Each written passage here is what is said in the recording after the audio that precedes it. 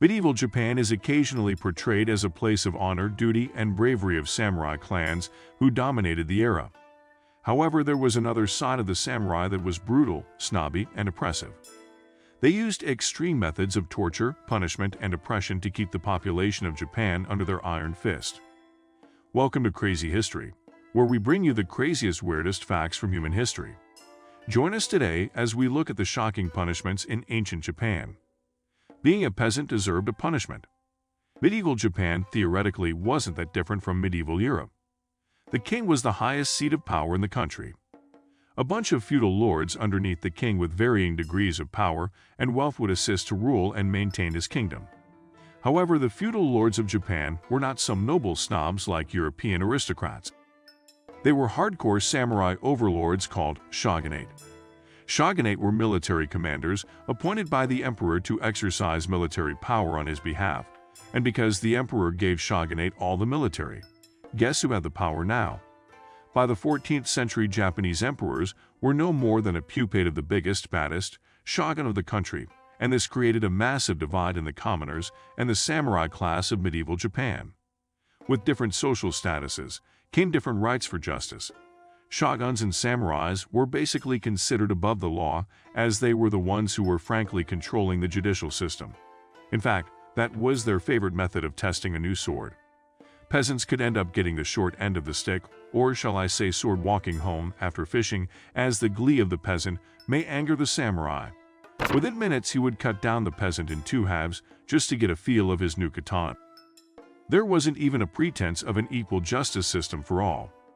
The shogunate was quite open about their superiority complex, and during the 15th century, they tried to solidify their control over the country by establishing increasingly detailed codes of laws and appointing their loyal samurai retainers as magistrates and police with the power and duty to enforce the laws. This turned Japan into a police state where peasants' lives were of very little value. It was pretty much an eye for an eye sort of judicial system. Every crime was considered a debt created by one's wrongdoings, and it was expected of them to repay in kind. If repayment wasn't possible, the payment was made by making the criminal suffer the same torment they caused others. Arsonists were burned at stake, thieves had their hands chopped off, and women convicted of petty crimes were sentenced to work as prostitutes.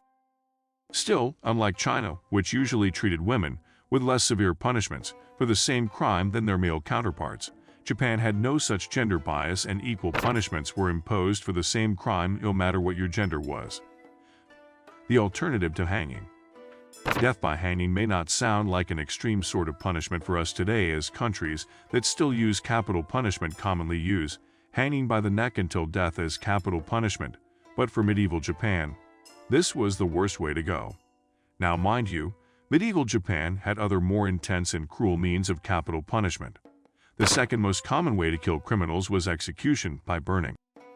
Shogun had no issue in cutting men or women in half either. No, I'm not talking about a David Copperfield magic trick here. These people were actually cut in half with saws. The Kanazawa Han were the ones who coupled sawing in half with decapitation. Don't ask us why that was necessary. The most exotic form of capital punishment in Japan was being boiled to death, which was used in rarest of the rarest cases. Unlike Mughal rulers in contemporary India, who were boiling anybody and everybody quite liberally for rebelling against their religiously driven rule in the same period, Japan used it for most extreme scenarios. The most prominent record of being boiled to death in Japan is of one bandit named Ishikawa Gomen. Ishikawa Gomen's crime was to fail in an attempt at the assassination of daimyo Toyotomi Hideyoshi. As a result, he was ordered to be boiled to death along with his entire family. They were made to sit in a giant bathtub together and were forced to watch each other die. The reason criminals preferred to be killed by all these horrific and excruciating manners of death by hanging was for a simple reason that being hanged was embarrassing. But the reason why being hanged was considered a shameful way to go is the humility that came before and after it. Japan's feudal judiciary system was inexcusable. Major crimes like theft, murder, and rape were often considered unforgivable, not only because of their impact on the victim, but because they demonstrated a disrespect for the law and social order.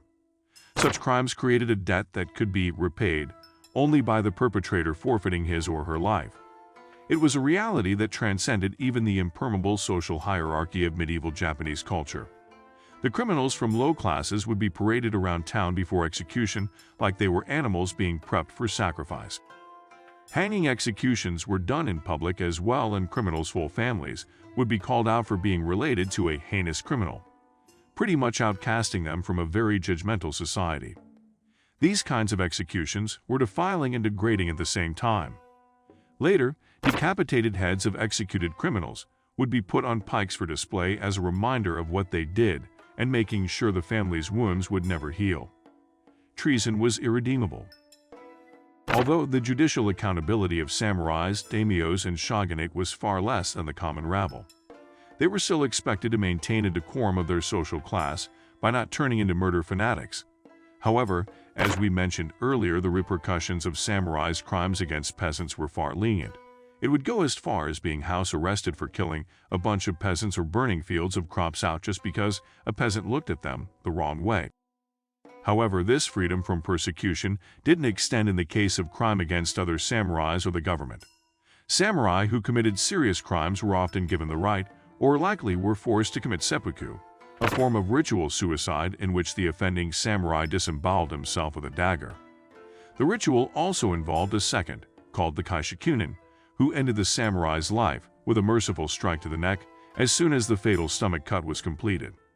However, as a kaishikunin, you were not supposed to cut off a head clean.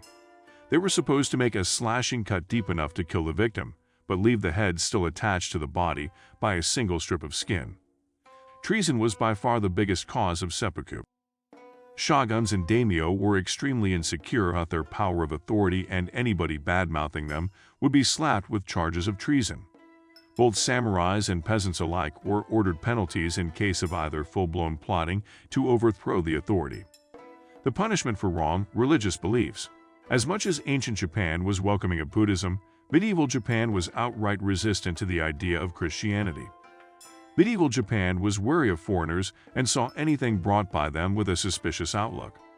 Christianity was also considered by the Japanese ruling class as a tool of Western imperialism, and thus it was obvious that its influence was considered dangerous to the authority. Shogunate and daimyos hunted Christians with zealous intent. If discovered, Christian men were hung upside down in pits until they renounced their faith and revealed the name of fellow Christians who converted them.